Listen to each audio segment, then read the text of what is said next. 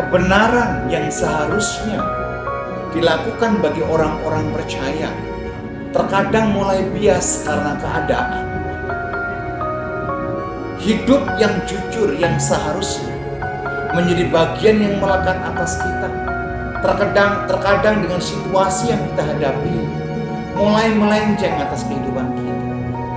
Nah, Bapak Ibu, sahabatku yang dikasihi Tuhan Yesus Kristus, Tuhan mengingatkan kita pagi ini supaya kita hidup di dalam kehendak Tuhan, hidup dalam kebenaran, hidup dalam kejujuran, bahkan hidup yang saleh, hidup yang ada dalam ketulusan ilahi, bahkan hidup yang senantiasa menjaga kekudusan. Ketika apa yang saya sampaikan tadi kita lakukan, ingat Tuhan tidak pernah kekurangan cara untuk memberkati kita, untuk memulihkan kita, untuk menjamah kita, untuk menolong kita, bahkan memberikan kita kelimpahan yang luar biasa. Pagi ini dengan sukacita saya sampaikan renungan satu ayat buat Bapak Ibu Saudara sekalian.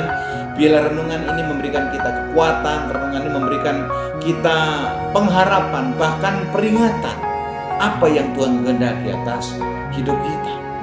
Terambil dari Lukas pasal 2 ayat yang ke-25. Ada seorang tokoh yang bernama Simeon. Dan Simeon ini adalah orang yang saleh, orang yang hidup kudus, orang yang hidup dalam jalan kebenaran.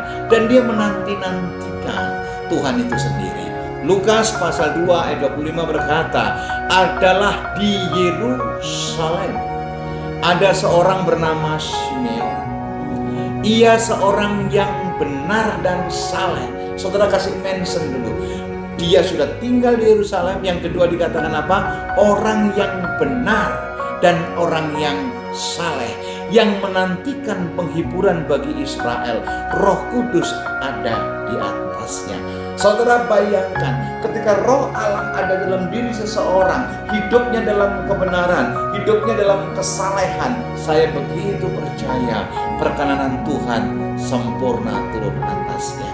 Pagi ini saya berdoa, apapun pergumulan kita, apapun masalah yang kita hadapi, tetaplah hidup kudus, tetaplah hidup jujur, tetaplah hidup saleh di hadapan Tuhan. Sebab Allah yang memelihara kita, sebab Yesus sendiri yang memberikan kita pertolongan. Berjuang meraih perkenanan Tuhan, berjuang meraih sukacita yang datang daripada Tuhan, sehingga sisa hidup yang dipercayakan Tuhan untuk kita hidupi, kita pakai untuk kemuliaan Tuhan. Selamat beraktivitas, selamat melakukan kegiatan-kegiatan sepanjang hari ini. Percayalah, Allah ada dalam hidup saudara.